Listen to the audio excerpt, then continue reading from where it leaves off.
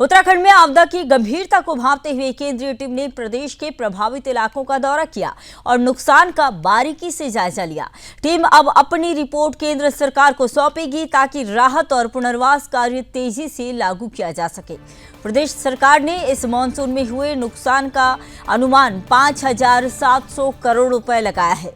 PM Modi ने पहले ही 1,200 करोड़ रुपए की आपात वित्तीय सहायता मंजूर कर दी है। केंद्रीय टीम ने राज्य आपातकालीन परिचालन केंद्र में बैठक कर प्रभावित क्षेत्रों का विस्तृत आकलन किया।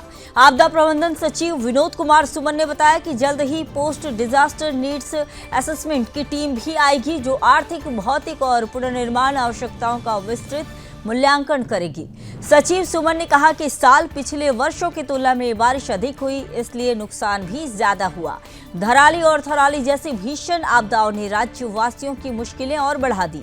केंद्रीय टीम के दौरे से ये स्पष्ट हुआ कि केंद्र और राज्य मिलकर प्रभावित लोगों की मदद में तेजी लाने के लिए पूरी तरह सक्रिय हैं। पीडीएनए रिपोर्ट के बाद और अधिक वित्तीय सहायता जारी की जाएगी। प्रदेशवासियों की सुरक्षा और प्रभावित इलाकों के पुनर्वास के लिए ये संयुक्त कदम बेहद ही अहम साबित होगा। प्रशासन की सक्रियता और केंद्रीय निगरानी से राहत कार्यों में नई गति आएगी।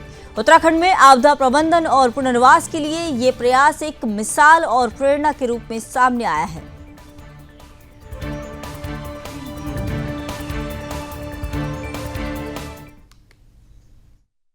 देखिए, इसमें प्रक्रिया ये होती है कि जब कभी लॉस होता है तो एक आईएमसीटी, केंद्रीय सरकार की अंतर मंत्रालय होते हैं, बहुत सारे मंत्रालय होते हैं, उनकी टीम आती है। वो टीम आके विजिट करके चली गई है।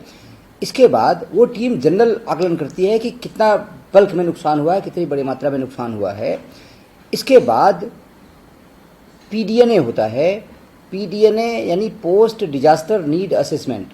जैसे नाम से ही पता लग रहा है कि डिजास्टर के बाद हमारी क्या आवश्यकता है, उसका असेसमेंट करने के लिए यह टीम होती है। और यह टीम का भ्रमण हम लोग प्रस्तावित कर रहे हैं। अगले 10 दिनों में इस टीम का भ्रमण भी प्रस्तावित हो जाएगा। हम लोग इस टीम को जो एक एक योजना को दिखाएंगे, एक एक योजना के बारे में जाके देखेंगे, यहाँ पे क्या लॉस हुआ है, कैसे पैसा इसको रिकवरी रिकंस्ट्रक्शन में, इसको ठीक करने में कितना पैसा लगेगा। इसके साथ साथ जो आजीविका के नुकसान हुए हैं, जैसे हमारे होटल स्वामी हैं, वाहन स्वामी हैं, दुकानदार हैं, रेस्टोरेंट ढाबा संचालक हैं, तीर्थ पुरोहित हैं, गाइड हैं और बहुत सारे लोग हैं जिनके आजीविका पर प्रभाव पड़ा है, उस चीज़ को भी हम लोग शामिल कर रहे हैं अपनी मांग में, ताकि जब सरकार मदद दे तो उनका भी मदद हो सके। क्योंकि जिसकी रोजी रोटी यात्रा पर रुकी हुई है, चलती थी, यात्रा बंद होने के कारण उनकी रोजी रोटी पर गंभीर प्रभाव पड़ा है। तो माननीय मुख्यमंत्री जी ने इस चीज़ को भी शामिल करने के लिए निर्देश दिए गए हैं और उसके क्रम में हम इन चीज़ों को भी लॉस में शामिल कर रहे हैं और उनको भी राहत पहुंचाने के लिए कार्रवाई